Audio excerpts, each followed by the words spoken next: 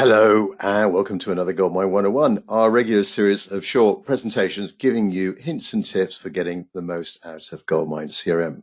Today we're diving deep into a powerful feature you might not be fully utilizing there, and that is groups, grouping your contact records into lists. While you're likely familiar with filters, very similar, filters for segmenting your contacts, groups offers a different approach that can really help you how you manage your relationships and campaigns and other things, other good things in GoldMine. So hello, I'm Tim Wilmot and my company Wizard Systems. We're a specialist CRM solutions provider, and we help out mainly small and mid-sized organizations improve their sales productivity, marketing, and customer service through the use of simple and affordable solutions like GoldMine. The audio part of this presentation, one way only. If you've got a question on anything I'm going on about, then pop that into the question box if you're on here live, obviously.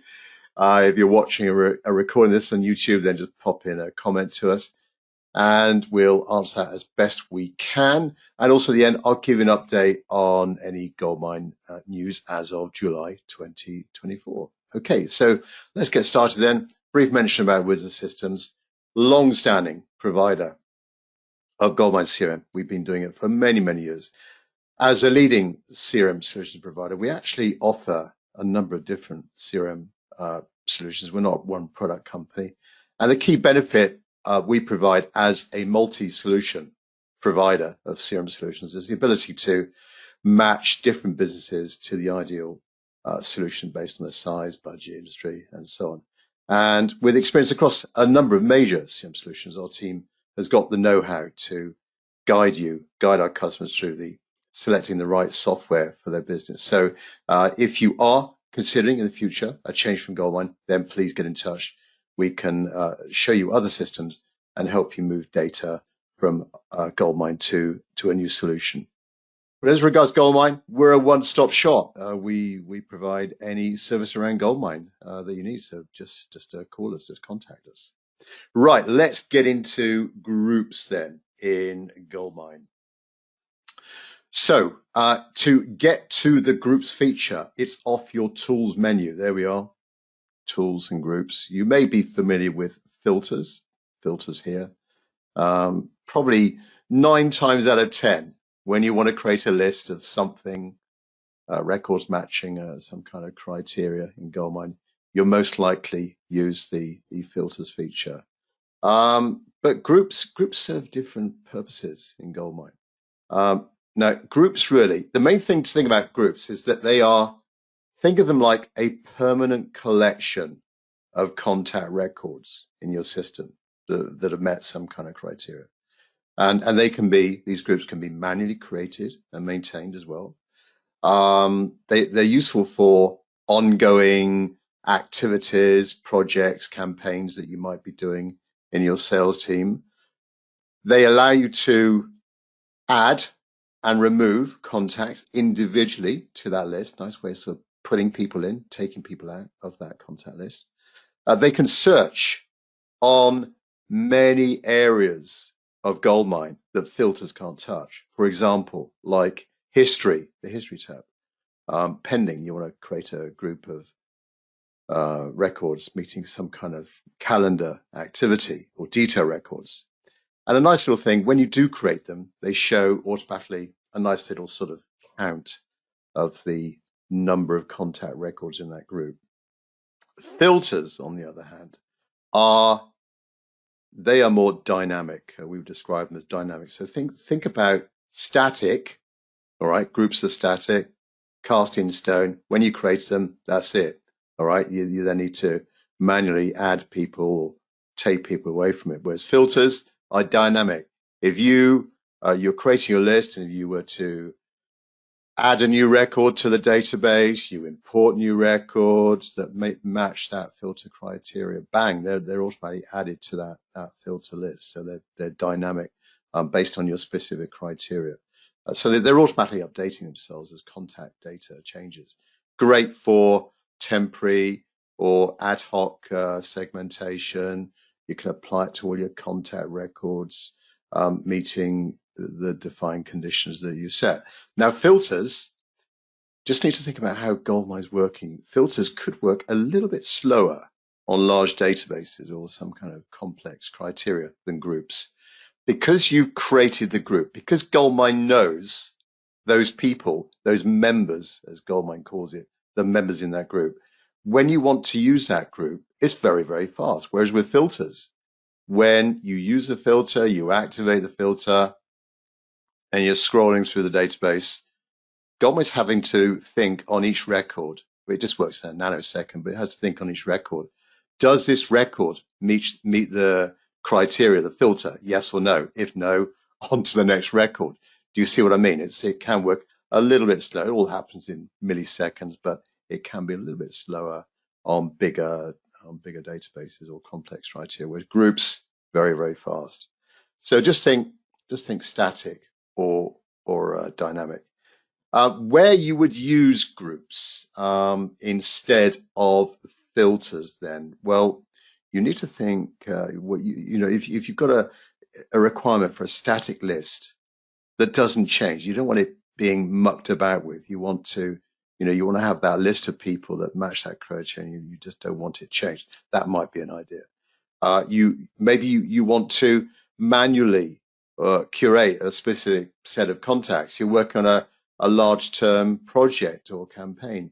You need to track membership in a particular segment over time. They'd be good ideas of using a group over a filter. And some other applications, if you're linking GoldMine to some other applications, they may require you to use groups. For example, some of the mailing solutions that we've got going with GoldMine, they may require you to create the group before you do some other, say, a mailing activity to them.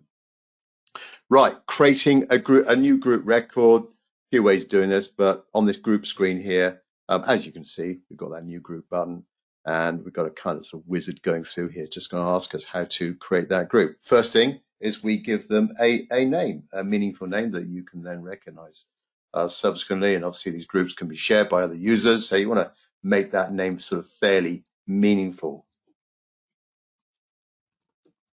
whatever it might be. You can give these groups a code that can be useful for sorting. I'm not going to in this particular case. We're going to build the group straight away. If I wasn't going to build a group and I want to manually add people to the group, more on that in a minute, I'd uncheck that box there. Synchronized group means if you are using synchronization in GoldMine, you've got other sites, users synchronizing to you, then you may want to share those groups in that synchronization process and then grayed out there. If you've got it integrated with Constant Contact, you can then share that with the Constant Contact mailing application. Anyway, give it a name, click OK, and then there's a few ways of adding people to that group. Most common way is this one here, creating the group, adding people to the group based on a previously created filter. But as you can see lower down, there's lots of other ways of adding people to the group. An SQL query, scheduled calendar activities, things that you've done, supplemental contact data, primarily those detail records. If you're using custom detail records for some other thing, for example, like tracking products or some other specific information you want to track against your contact records. So I can select filter records there, click next, drop down list. Obviously I can use other people's filters, drop down list, select my filter from here, grayed out. It's just giving you a little sort of an expression there so you can quickly visually check that. Have I chosen the right filter? Click next. Now sort field is how is that group going to be sorted? There might be some reason in which a particular sequence that you want to go through those records one by one. You could select that there. And then reference, if you want to give some additional sort of label to those records, you can do that there as well. Click next, click finish, job done. That now has created that group. As I said, you can manually add people to the group. So once the group has been created, there's a couple ways of doing this. So you can right click here and we've got add new members, and that will pretty much go through the process before. So maybe I've imported a bunch of records and within those records, some of them should be added to that group. Well, I could use that there to add people to these 7 people I've created already. Or you can go to the members tab of a contact record and then right click in that screen area, and then from the local menu select new there, and that's where you can then select the group that you want to add it to, the user of the group, any reference as well, sort field if appropriate, click OK, job done. It's then added to the group. So you can manually go through your records, and that can be quite useful where you've created that static group and you've communicated that to your colleagues, and you say to them, right, I've created this group of these records. As you work with your contacts, as you phone your customers, contact your customers, if they meet this criteria, then add them to the group via that members tab. Quite a nice, easy way of doing it there.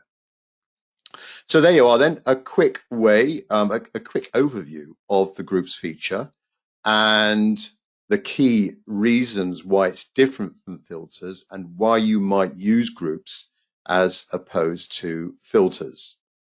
Right, if you've got any questions around this feature, I'd be happy to answer those now. A few questions have come in actually. One before we ran the event here.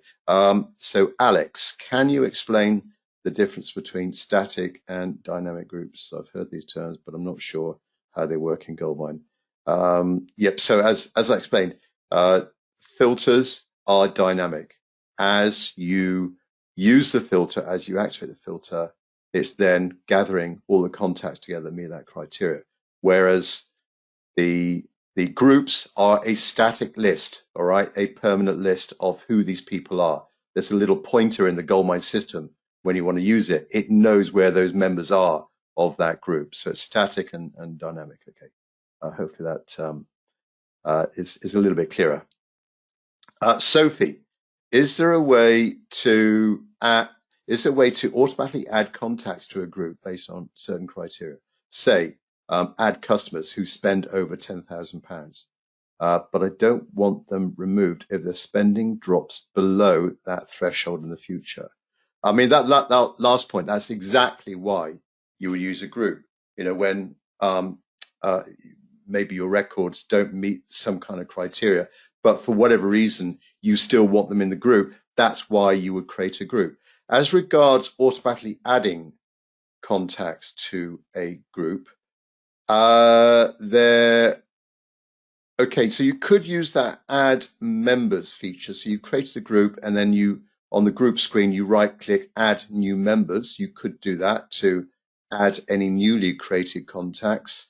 There's a few ways of tracking total spend in GoldMine.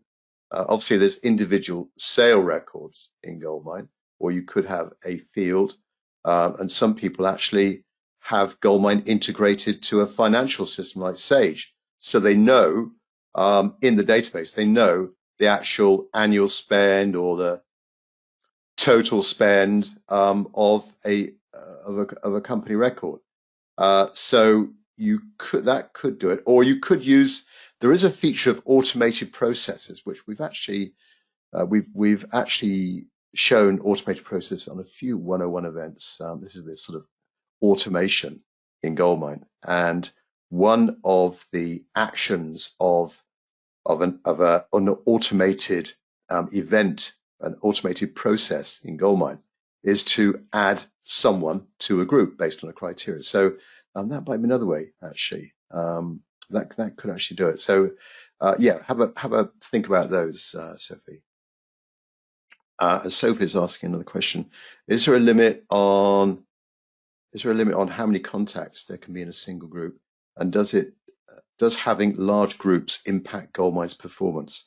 I'm not aware of any limits actually in a group. It potentially could be millions of records. It doesn't really impact GoldMine's performance.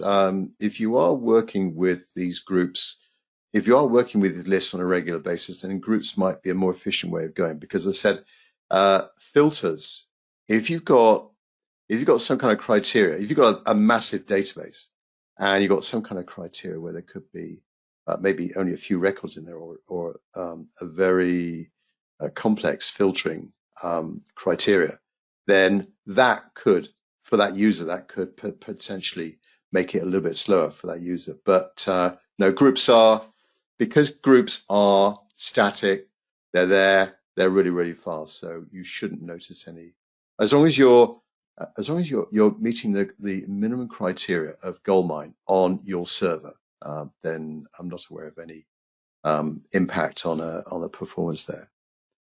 Right, I don't think there's any more questions. So thanks very much for the two of you, for those 3 questions. Right, latest news then. We're on, as of July 2024, we're on 2024.2. All right, so make sure you're up to date. And the only way of getting access to updates is via a GoldMine maintenance contract from Wizard Systems. So if you don't have one of those annual maintenance contracts and you want to keep up to date, then please get in touch with Wizard Systems and we can get you up to date with the latest version. Do you fancy a review? Have you been using GoldMine a long time there? Maybe you've fallen into bad habits, or you're not aware of other things that GoldMine could do for you, or you're wanting to review how GoldMine is performing for your organization. Get in touch. We can then do an online free review with you, for you, and come up with some recommendations on improved use in your plans and your strategy going forwards. And as we're at the end of the event, just a reminder, if you're a GoldMine user and you've got any ideas for future GoldMine events, please get in touch. I'd love to hear from you. We'd love to hear from you. And yeah, we always want to try and show off different things that GoldMine can do, things that you may not be aware of. So please get in touch. Well, those of you that are on here live, thanks very much for your attendance, and thanks for your support of GoldMine. We'll get in touch with you and we'll be speaking with you on our next event. Thanks very much indeed. Bye-bye.